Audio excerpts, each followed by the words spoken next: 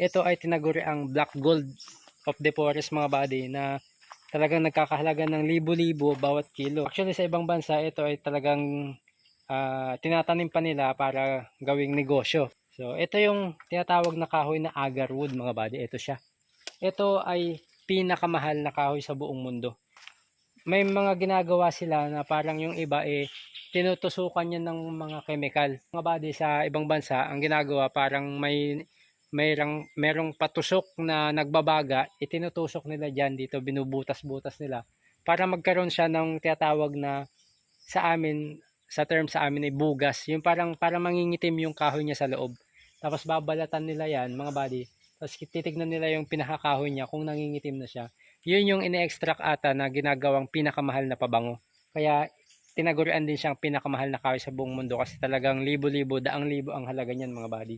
Hindi ko alam kung anong tawag sa inyo mga buddy, pero base doon sa YouTube ay ito ay agarwood ang pangalan niya. So tingnan niyo mga buddy, baka meron din sa inyo, baka may mga ganito kayo, hindi natin alam pagdating ng panahon mapakinabangan. Pero alam ko bawal pa daw putulin 'tong mga buddy. Tingnan niyo yung kahoy niya mga buddy. Tsaka makikita niyo siya, napakabango kasi kahit itong ano niya lang, balat niya na lang to. Pag inamoy niyo siya, mabango talaga. Sobrang bango mga buddy. Ayan o. Lalo, matetest nyo daw to kung ito talaga, mabango siya, and then try nyo kumuha ng sample niya ng balat. Tapos, sindihan nyo yung usok niya. Yun yung napakabango. Ginagawang pinakamahal na pabango at ginagawang may mga medicinal use din siya. Tapos, ginagawa sa mga parang ansenso, ganun, mga ritual. So, ayan siya mga buddy. Yan yung pinakamahal na kahoy sa buong mundo. Ayan, agarwood. So, hindi natin alam mga buddy, baka meron din sa inyo dyan at maging legal. Pwede nyong alagaan mga buddy. Pagdating ng panahon, baka magkaroon ng pakinabang sa inyo mga buddy. Pero ito, share ko lang para at least magkaroon din kayo ng idea na meron din talaga dito sa Pilipinas. Actually, na-picture na rin yan mga buddy sa, sa Jessica Soho. Na meron din talagang bumibili sa kanila. Pero, ulitin ko mga buddy, sa pagkakaalam ko, bawal yan putulin at bawal yan ngayon gawing negosyo. So illegal pa yan dito sa Pilipinas. Hindi ko lang alam kung legal mga buddy. Comment na lang kayo sa baba kung legal na siya. Pero ang pagkakaalam ko kasi bawal siya at hindi pa siya ganun di-discover na business dito sa Pilipinas, unlike dun sa ibang bansa talagang business na nila. So ayan, sana nagkaroon kayo ng idea mga buddy.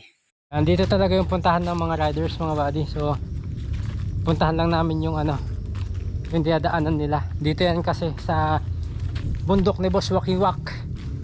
So, linggo kasi ngayon kaya maraming nag-rides mga buddy. So, tingnan natin. Talagang yung mga daan dito nakutkot talaga mga buddy. So tingnan natin. Mag-shortcut lang tayo dito. Mga riders.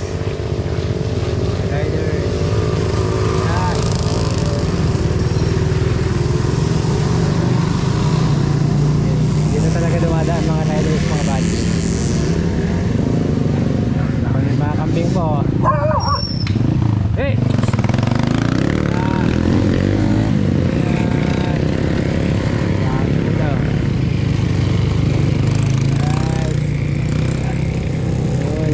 Nagkumpul-kumpulan na sila doon. Ano nangyari? Babalik sila. Kita ka natin mga buddy.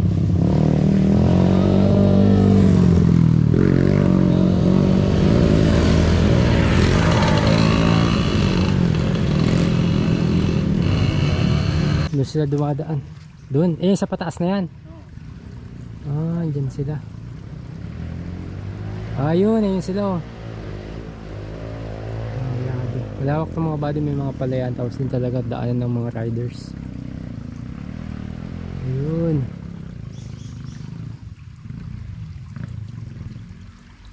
Doon pala ang diretsyon yan. Hindi makita mga buddy.